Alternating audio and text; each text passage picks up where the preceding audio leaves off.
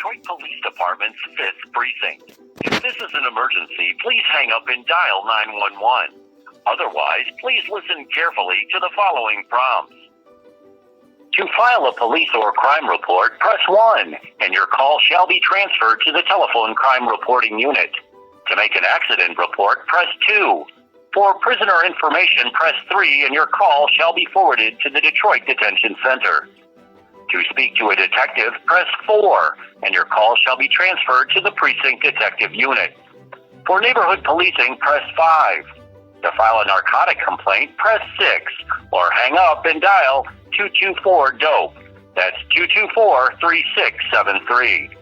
If you wish to make a non-criminal complaint against members of the Detroit Police Department or its staff, please press 7. For forms, press 8, and your call will be transferred to the records unit. For all other inquiries, please press 9, and an officer will assist.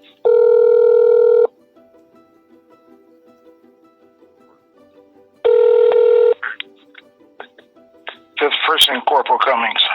Oh, hi, Corporal Cummings. I had a quick question. Do you guys consider a traffic stop an emergency? I was just curious.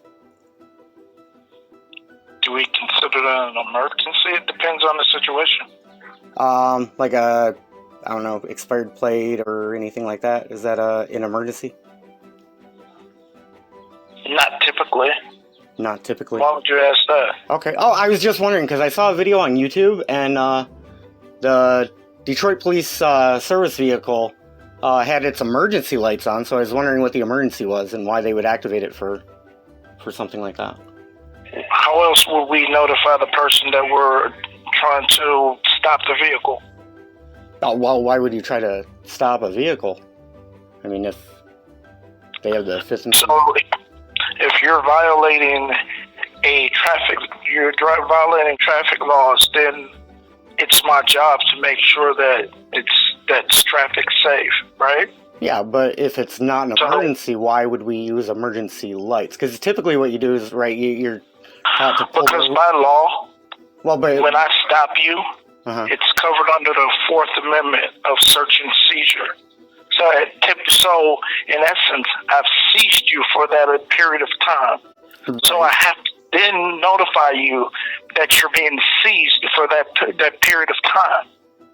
Okay? Okay. So when that happens, you're being seized.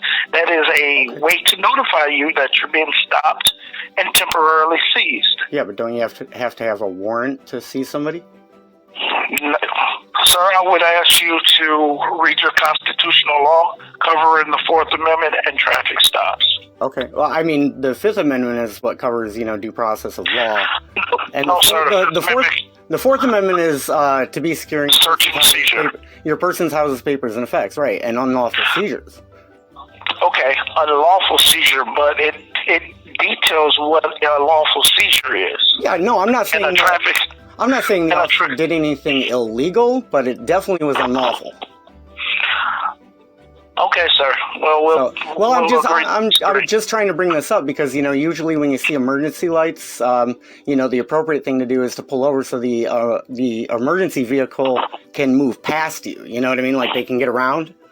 So. All right, sir. Well, we're going to agree to disagree. You have any other questions? Okay. Well, I was hoping more we could come to an understanding, but that's okay. You can have your belief and I can have mine. Have a good day, sir. Thank you, sir.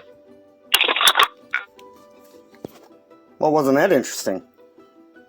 Apparently, officer is a constitutional expert now. Wow, what a wonderful guy.